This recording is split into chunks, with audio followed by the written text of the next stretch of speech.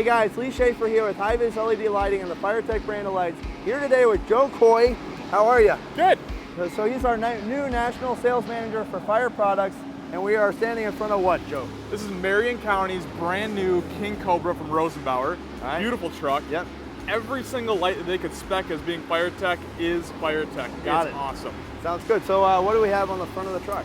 So up front we've got a 72-inch brow light, Okay. and we got our FireTech headlights. Excellent. And I think the brow light, Lee, it's an excellent addition. It looks beautiful. Even Yep. with the aerial basket there, it looks Yep. beautiful.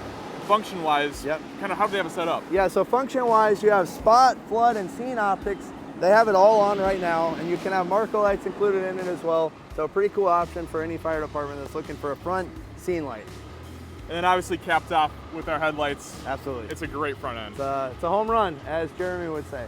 So Lee, they've got Guardian Elites all over this truck. They They've do. got 2 on the side of the body here, and then also, I want you to talk a little bit about this. They got 2 right there on the bottom of the bucket flying over our heads right now. Right, so Guardian Elites, usually they're asymmetric optics, straight down, straight out. You usually see them on the side of the body, but right now, we're going to talk about how they have it on the bottom of the bucket. And basically what they've done, they've taken that optic, they've moved it under the thing and then turned it around, so you have all that light out in front of the bucket. Really, really cool option. We haven't seen it often.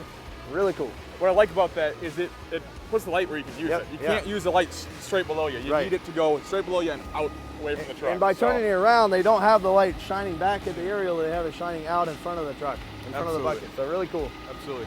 So Lee, the last thing on this truck that's pretty cool and pretty unique is they've got the brow light underneath the aerial fly section there, low bed fly section there. Yep.